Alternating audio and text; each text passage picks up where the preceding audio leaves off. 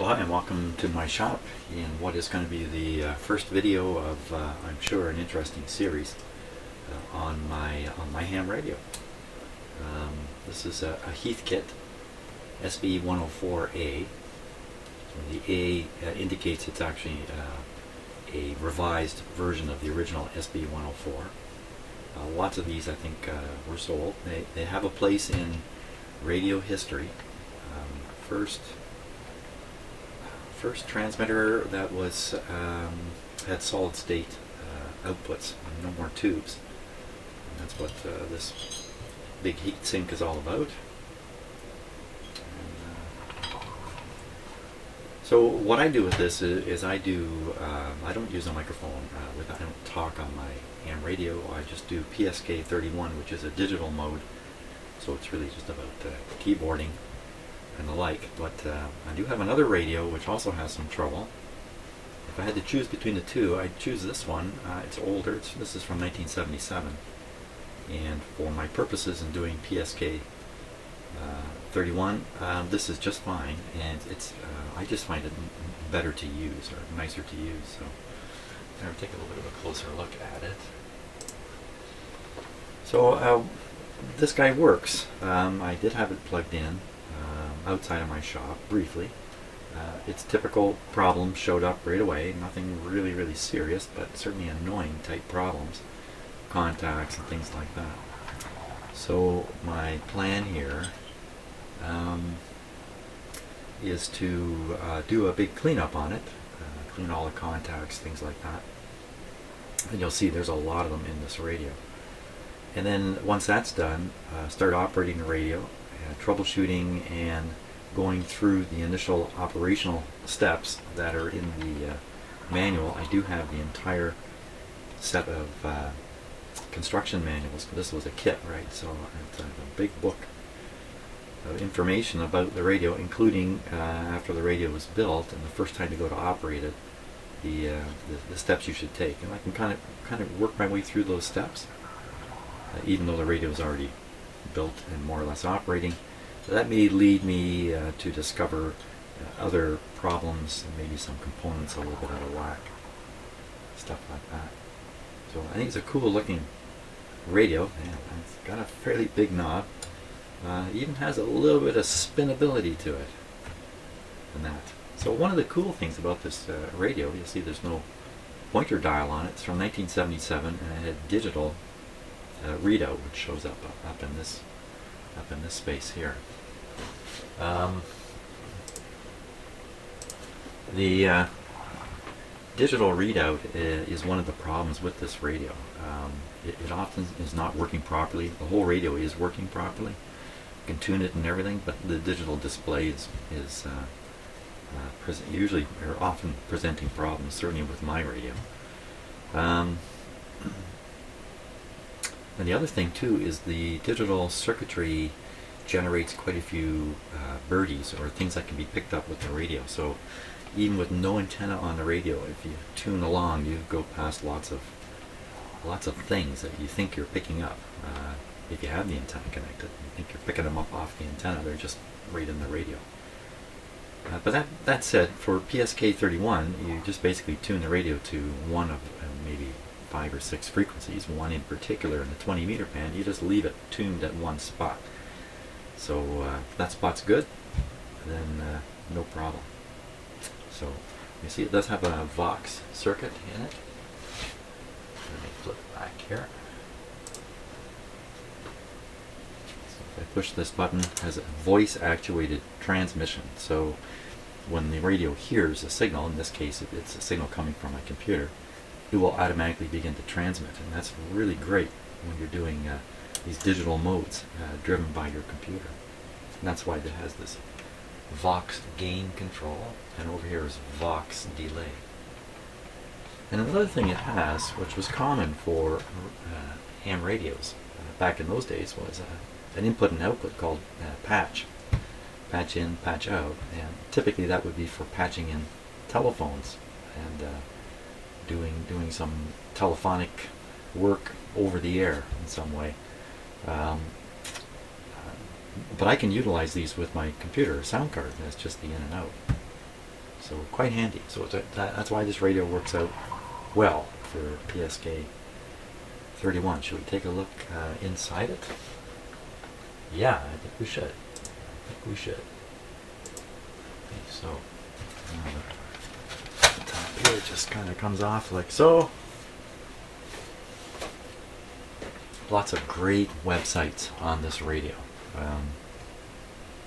So if you want to follow along and get more involved in this particular radio, you can spend a few minutes just looking up SB104 and looking at other people's websites and information. But start with the camera at the side here. It's a little bit, wish it was just a touch higher, but that's okay. So you can see there's some compartments here. Sort of a tuning area, if you like, at the front. The digital board is right here. This is the power output area. I think the never mind. I was wrong about what I was just thinking, so I won't bother saying it. Then here are in individual aluminum sections are the different circuit boards that you can pull out. Mine has these nifty little lifters here. Let's take them. I don't want to get ahead of myself, but here's one. Anyway, I'll pull out. So what makes this radio? Wow. Felt a little too gooey here, but this is what makes this radio really cool to work on. You pull out the circuit board. There it is there. You can see all the contacts along the bottom of it. You can see these contacts that fit into a row of contacts down below. Pretty potent, big shafts that come up into these things here. So you can pull every card out and work on it and put it back in. You just have to be a little bit careful on the way in and out, but a little bit of practice is some sliders you have to get the board in. You just want to make sure that you don't catch on this aluminum edge when you're lifting them or pushing them back in. There we go. And that's kind of it. That's kind of there you can kind of get a look at all the different boards that are in there. So we'll probably end up lifting every board out. It has a board extender. I have a board extender. Fantastic thing. Where is it? I'll show it to you here because we'll be using it a lot.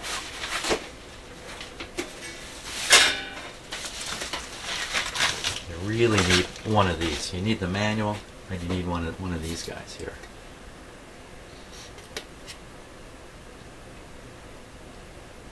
So all it does is just extends the contacts that are down on the bottom of these sections up. So you pull the board out, you pop this in, and you put the board back on top of this. The board will be sticking out like this one's sticking out now. And see, it's just straight through on the back here. There's nothing going on with this. So one by one, you can have every board lifted up, make adjustments, or do tests on it, or whatever you want to do, and you can put the board back down. It's great. So, got to have one of these. And if you look up at the front here, you'll see all these chips on this board in the sockets here. And this is where I have an awful lot of trouble with this radio. And all this is involved with the digital display, its counters and things like that. And these chips are forever losing contact, so I wouldn't mind trying to figure out a better solution than just pulling them out and sticking them back in. That's about all I've been doing with them over the years. So there we go. This thing will produce 100 watts of power, somewhere between 80 and 120, according to what I read. Was a good day for this transceiver. So, and it's generally well regarded as a radio. It's a fairly sensitive receiver in it. You know, and my own experience with Heathkit equipment is the stuff keeps on kicking. So I'm happy to have something like this, even though it's it's a kit built by somebody else. I don't know who. Not necessarily the gentleman I purchased it from. So that's the deal. So from here, I've got to start doing something real. And I think I'm off camera. I'm going to study and detect all the points there that might need some kind of cleaning, and then work out a strategy for cleaning it, and then get busy and just maybe video a few bits and pieces along the way. That's probably the best way to approach this. So that's what I'm going to do. That's my plan. Okay, so I turned my radio over here and just taking the cabinet off of it. A bunch of dirt fell out, and I swept it all up, and then I shook the radio around a little harder to get the rest of the dirt and stuff. A lot of this grit got into it because of its close proximity to a model train set. Yeah. Anyway, among the dirt and debris, is this. Which is why I've turned the camera on. I'm not sure if I really have a close-up camera going here, but hoping to see it just a little better with this one.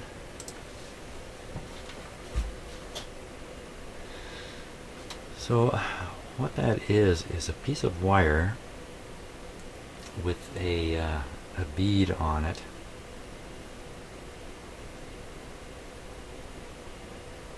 Look at that. Well, that came out of the radio. Question is it part of the radio that just dropped out? Was this buried in there for decades from the time the guy built the thing? I don't know. Keep my eyes peeled. You know, it's really hard to spot what's missing also, so I keep my eyes peeled. Maybe I'll figure out where this goes. Anyway, yeah, you never know, eh? Boy. So that basically says whenever you shake the junk out of a radio, you should go through it very carefully, just in case there's something important there. Okay, so I've got a couple of controls here that are actually potentiometers. Potentially you can benefit from cleaning. This one's quite sticky. There's another one way down yonder here.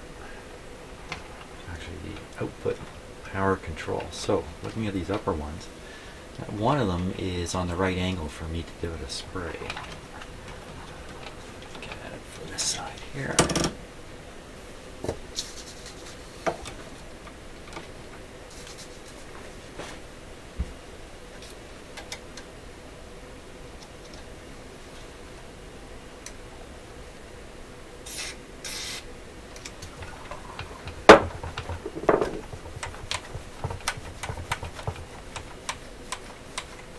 This one's the audio gain control. Okay, next one's the RF gain. That's the one that's sticky. But those are tipped differently, so I need to flip this over.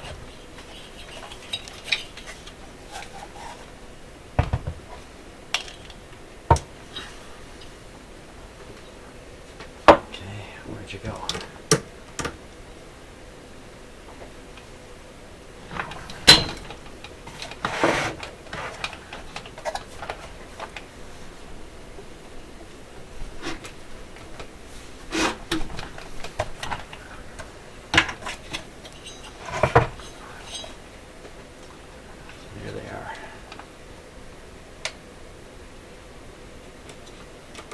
Oh, no, right down here.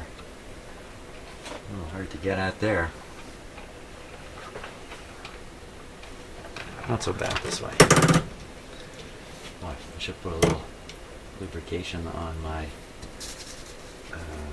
camera stand there.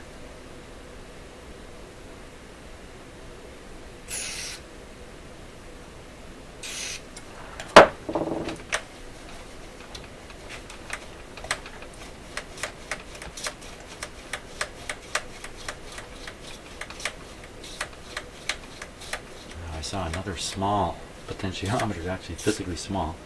It's actually this one here. This is pretty important. It's the box gain control, so give him a little wash up. I want a big wash up. Likewise, there must be another small one. Right, yeah, right there.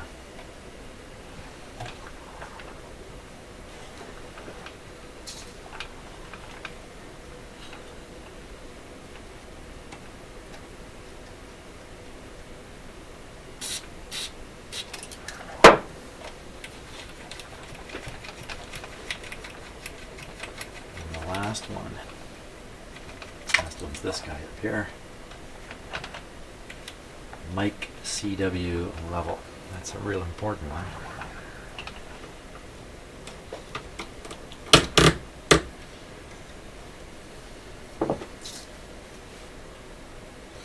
Don't want your camera mounts too loose.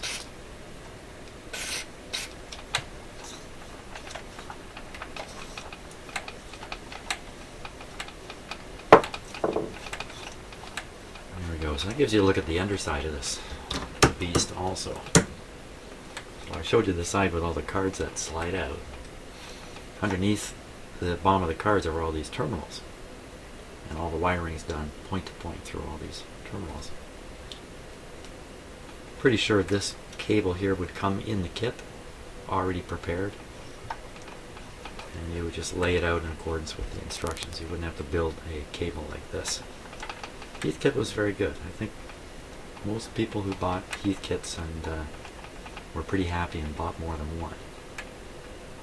I think a lot of Heathkit equipment is still around, and great websites, like I mentioned before, available.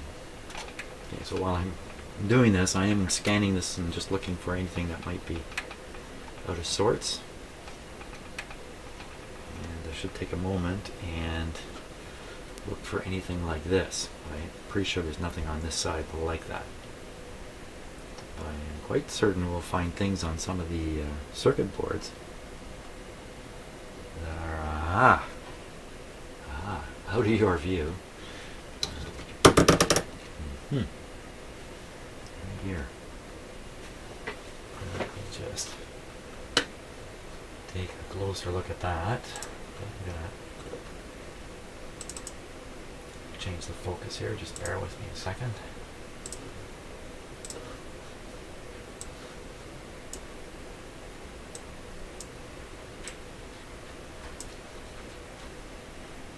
There we go. I think I've got a visitor coming.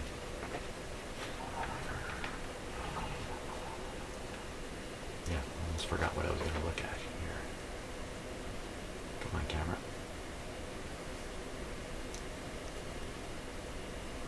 There we go. Ah!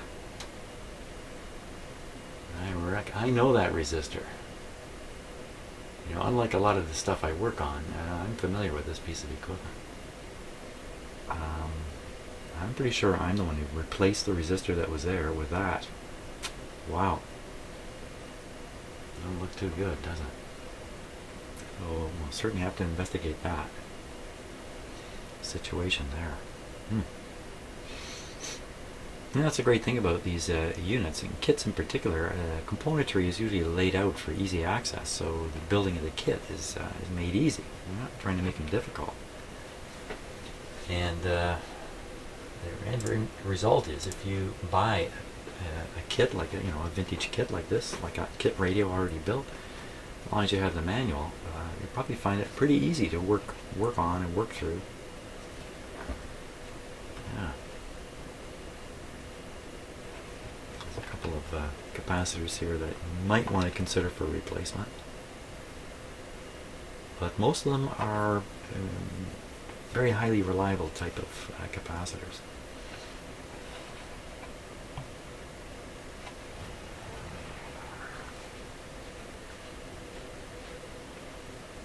Very good. So on the back of the radio there are two potentiometers here. Both deserve a shot here.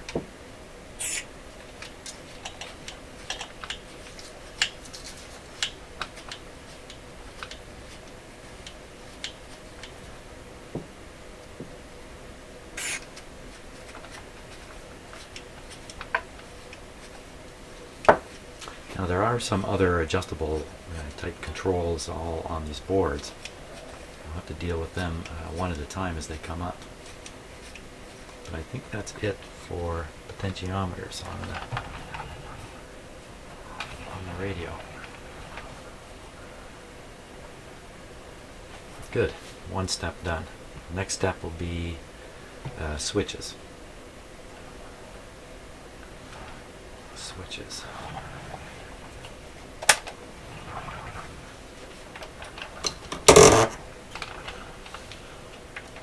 So there's one there. All the way back into here.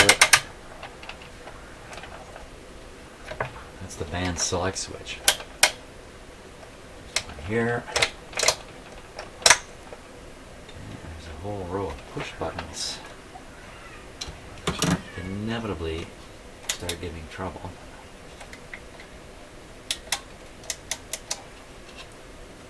Hard to get at. There's another row of them down here.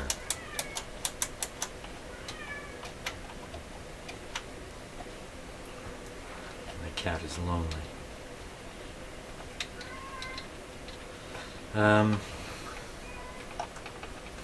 Yes, who says hello? See?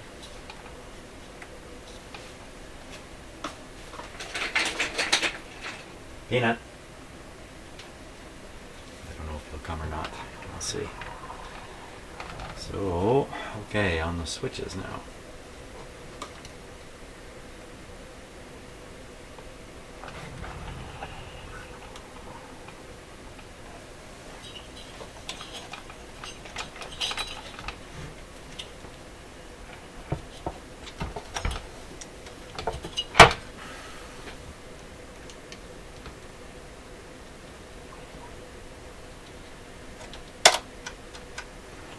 So I'm looking at how the parts move, where there might be gaps. I can spray cleaner to get inside the switch. There's often lots of openings. These things are not airtight. That's how come they get dirty in the first place. They have moving parts, going through them. So there's a bushing, but of course there's no bushings on something like that. So switches almost always get into trouble.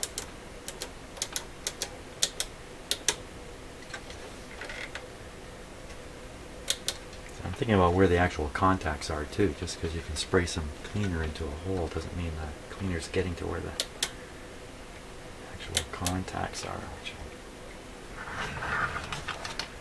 I'm not sure.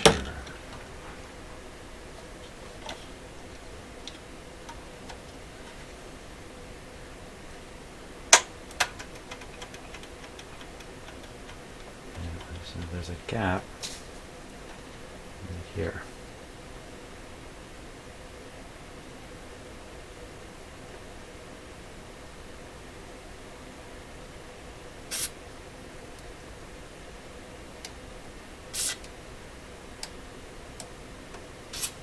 Cool.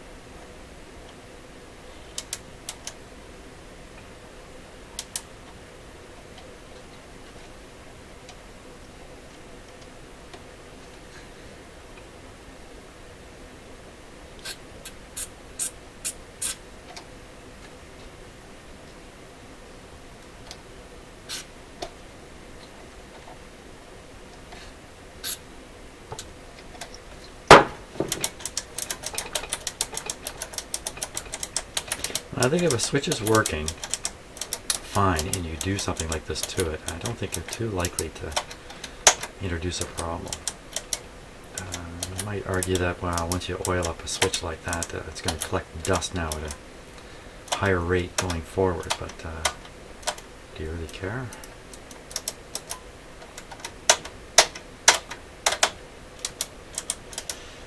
Okay, good for those. Apparently I don't care.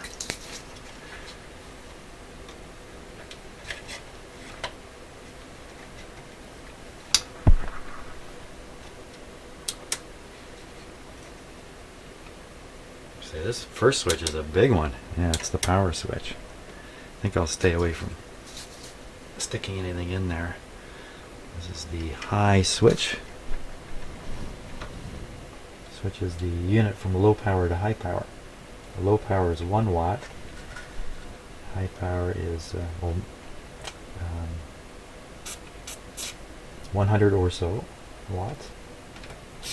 But I only operate this at around 20 watts. When you use PSK, you don't need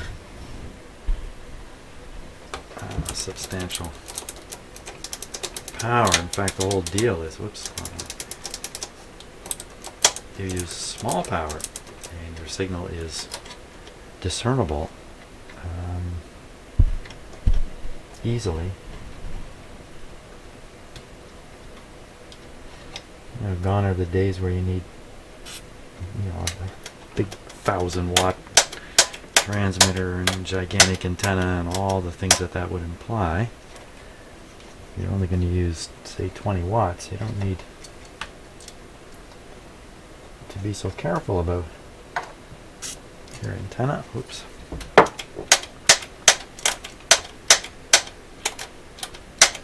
Or anything for that matter. If you're even lower, say around 10 watts, and you're using a receiver like this, a transceiver like this, capable of 100 watts, and when you're running it at 10 watts, wow, it's just not strained at all. Nothing's getting hot. Nothing near its limit. And hopefully the antenna voltage is not quite so dangerously high as you might get with high power. So that's why I love PSK 31. And there's other digital modes too, quite a few, and I've experimented with a few of them. There we go. So push button switches along the front, done. Wafer switches now, wafer switches.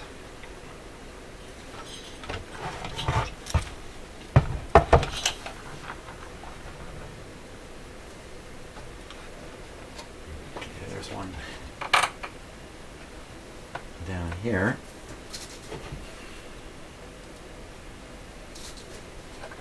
This is the band selector.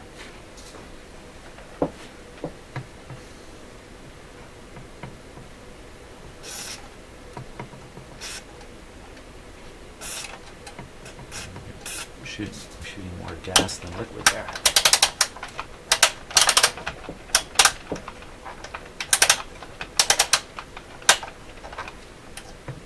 Back side of this one.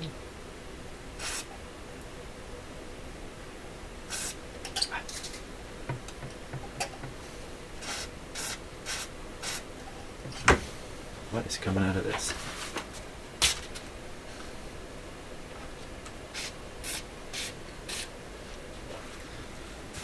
Lots of oil. Okay.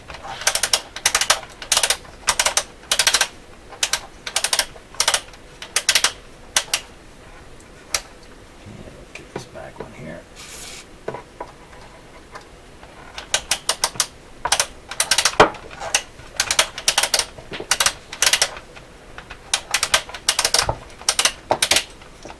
I can feel the switch getting a little harder to turn as the gunk disappears, so it's kind of counterintuitive, but the WD-40 can clean it and make it stickier. Maybe stickier is not the right word. There we go. Okay, now this is the automatic gain control switch. It's just sort of a wafer switch right in there.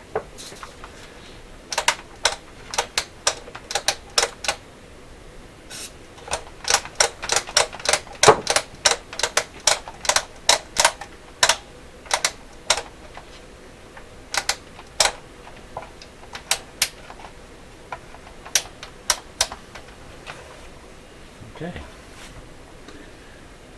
Well, I think that just about does it for that. Oh, there's a little switch right here.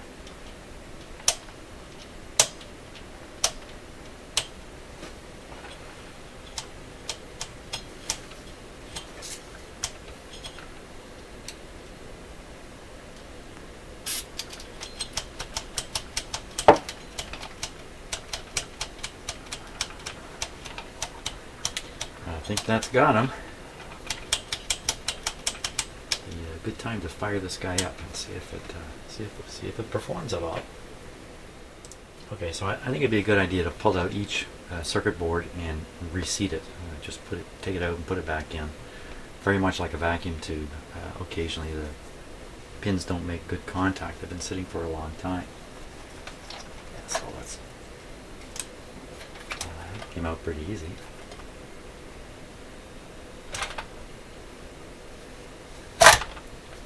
Go.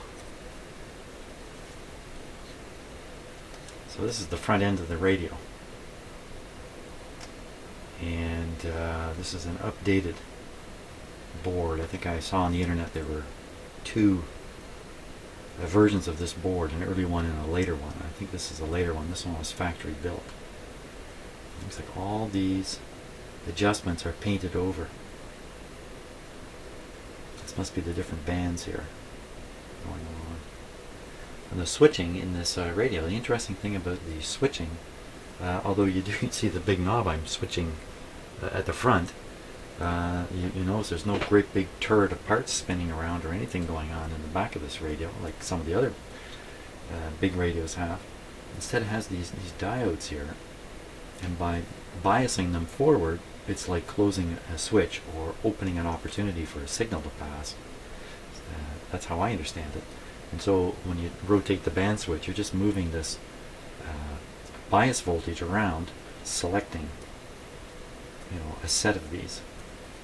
And that was kind of a neat trick at the time this was built. It was part of the fame of this radio. I'm pretty sure I've replaced some of these capacitors in the past. Maybe not on this particular board, but somewhere in this radio. Okay, so I'll put this back in.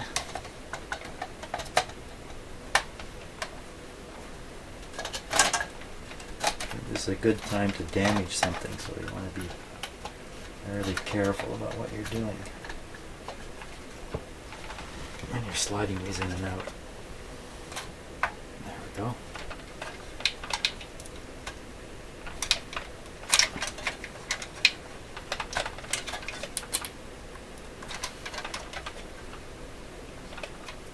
So I think that last board was literally the receiver front end. This board, I don't remember them being that tough to pull out. Now this board is the IF board for the receiver. And you see on this one it's got a couple of chips. Sometimes those chips aren't making good contact. What's that green stuff I see there? What's the green stuff?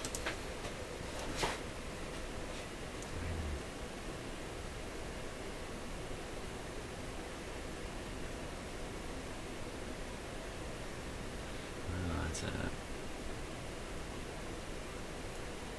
capacitor on top of a resistor there. It's just a little piece of paper or some kind of debris. I don't think it's anything too critical. Green like that, that's just exactly the shade of green that would suggest copper corrosion. But I don't think that was what that was at all. So at a glance, everything looks good. Slide the board back in. It's got a lot of capacitors on here.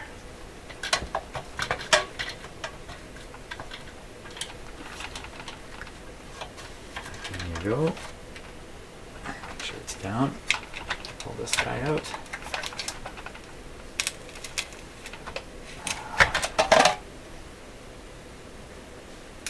This one's more part of the transmitter circuitry. This board generates the main radio signal, if I can call it that, the carrier signal. Oh.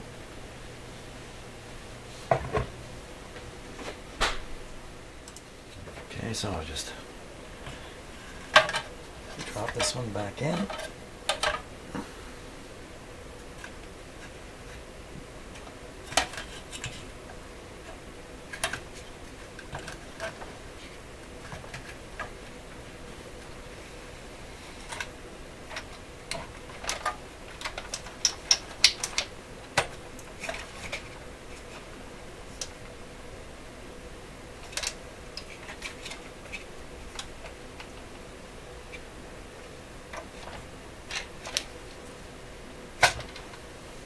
Well, this is a bit of an unusual circuit here, at least from my point of view. This is called the premix board, and even though I read about it, I still don't quite follow exactly what this is doing in the radio. And this is the one that I thought this little piece might have fallen off of here. There's a lot of little bits of wire with pieces of ferrite beads, or whatever the material is that that's made of. These are all of a bigger size than the one I found.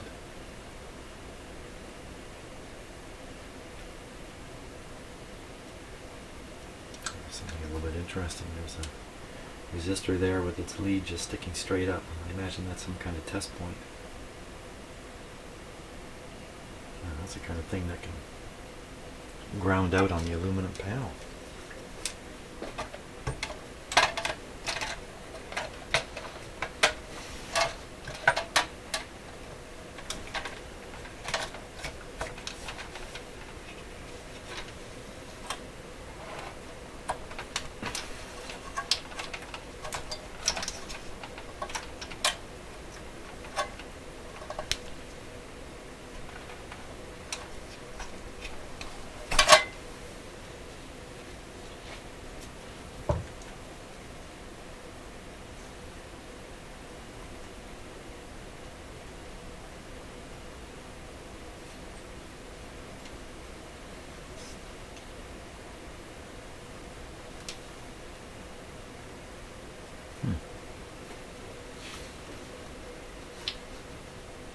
Quietly contemplate what I'm looking at.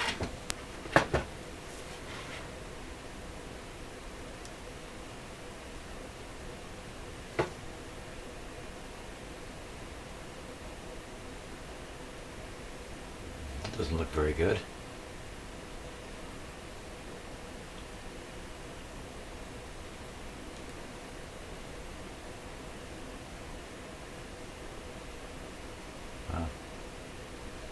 Looks like it might be okay electrically.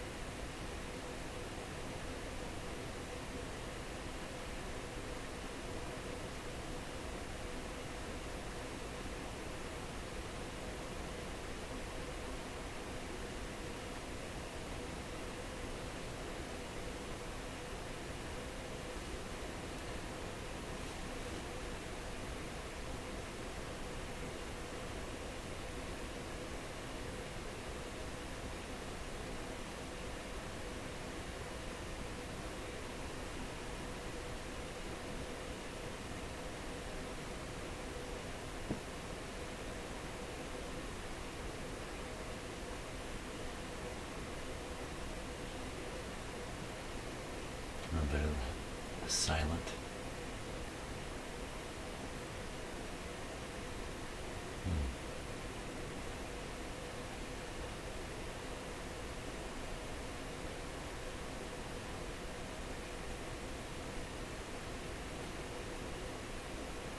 Oh, yikes. That looks like an adjustable capacitor there. Just looks like weird stuff is going on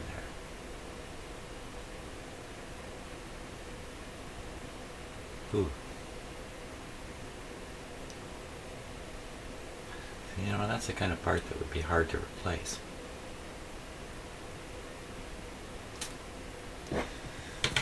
Okay.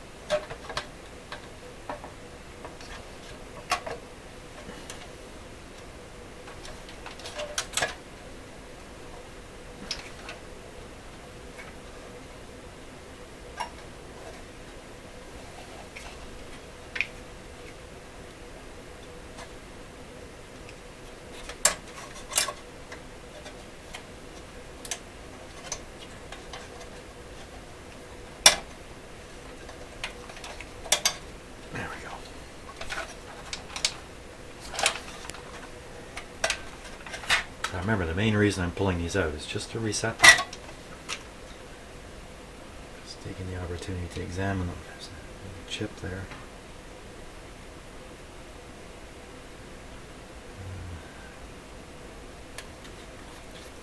Electrolytic capacitors.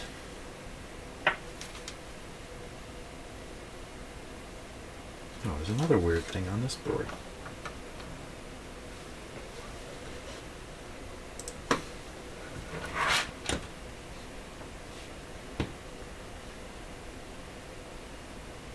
There. Again, it looks like electrically it's probably fine. And, you know, I don't remember these. This could be me, but I don't remember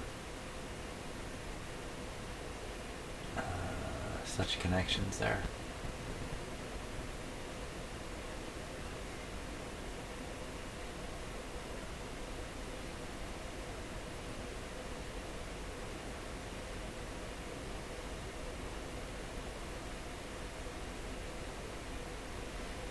This one, no. I think I remember this.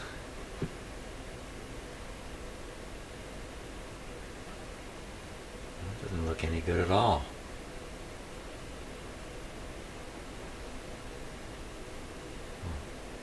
What's that supposed to be soldered to? I guess maybe it's two components soldered together. It's really not.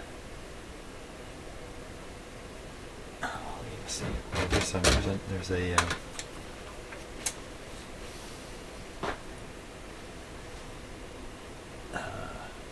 diagrams in the manual that can help me with this kind of stuff, so I don't have to sweat over it too much. Here it is here.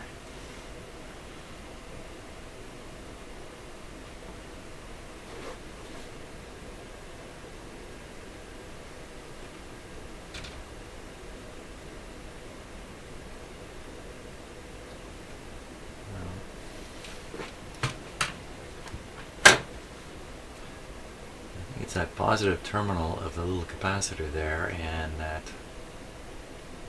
whatever it is, Motorola 7543, that long lead there. I think they're just looped behind and connected, which I think is just fine. Now I don't think I remember that. I do have some memory of a big struggle on one of these boards.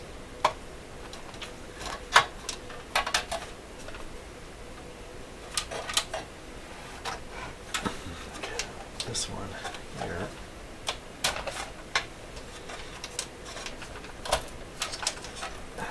This one's full of chips.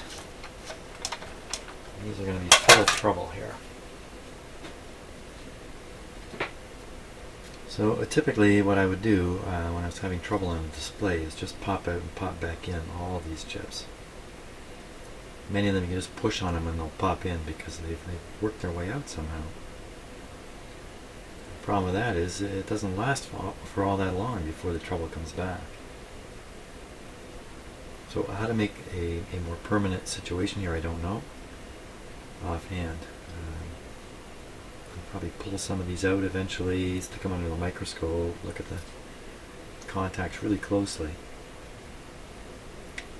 But we can expect when I turn this on that this board is going to be giving trouble. I don't want to do anything with it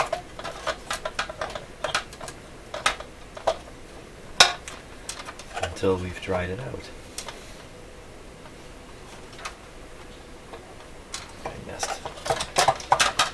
There's slots that this fits in, the ends of the boards fit in, you don't want to miss them.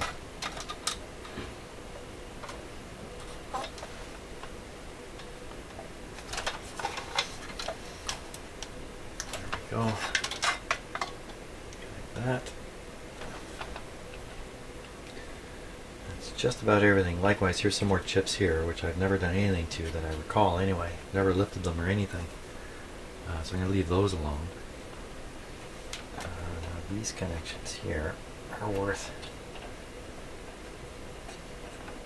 mechanically working a little bit. I don't plan to have any power come out the back of this thing beyond a watt. There's a button on the front here. High. As long as I don't push that in, only 1 watt operating in this guy. So there's no concern. I don't need an antenna connected. I don't have to worry about any of that kind of stuff. So I think we're ready to go.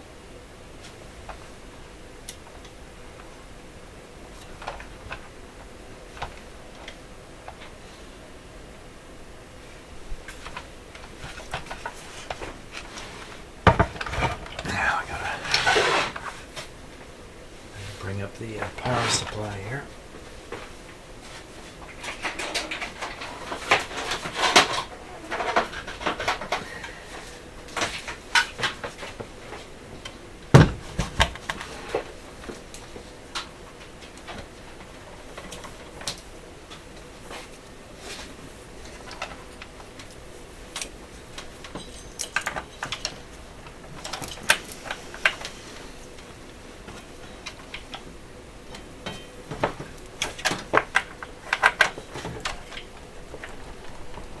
Okay, this has a speaker in it, so it doubles as the power supply and speaker. Might as well connect it. Okay, I have no antenna. I have no good antenna in my shop, frankly. So we're going to plug it in on the limited supply. Okay. Let's see. Audio down. RF gain down. AGC off. And we'll go on the 20 meter band. Power level minimum. This is set to CW. Power is off right now. Headphones, don't need them. Here we go. Okay, so with this switch off, it'll energize the power supply here, but I actually think the power supply is being switched right over here. So I don't think the power supply comes on at all until I push the button here. So here we go.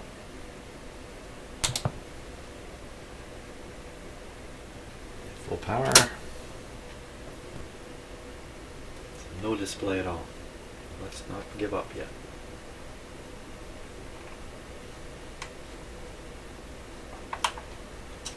RF gain. I'm hoping to hear a little bit of a hiss out of the speaker.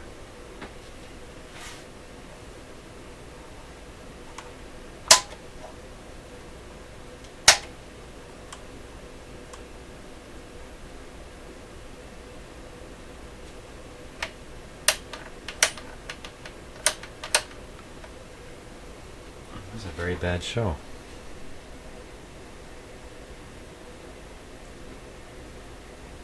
Okay, I'm really feeling something is not quite right.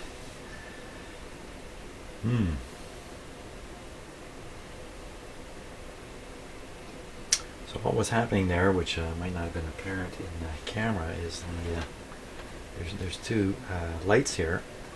I was fooled. I thought there was light coming through here, and it's just room light. When I realized that, and I looked back at these lights, one of them was barely on, and the other one is really not on at all, showing really low voltage reaching the radio, which is something quite unusual. It's the last time I played this radio. It's just a matter of a couple or 3 weeks ago in my office. The radio worked. The display giving me trouble. I'm not saying the radio worked really well, but so this is a bit disappointing here. Let's see.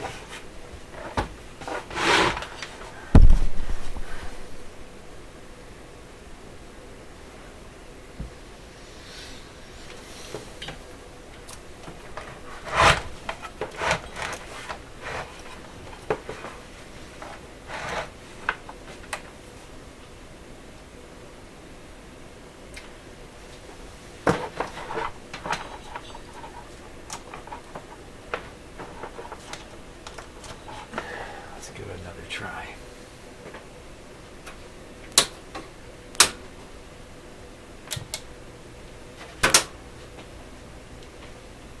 Same thing. The light is barely on here.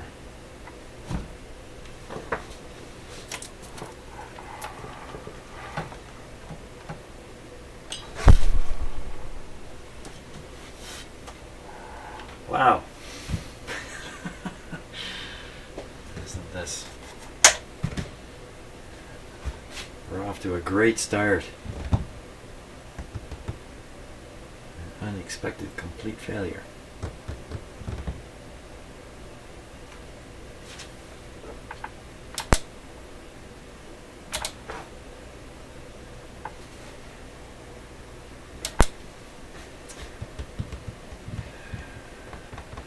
How about that burned up resistor? How did this thing work?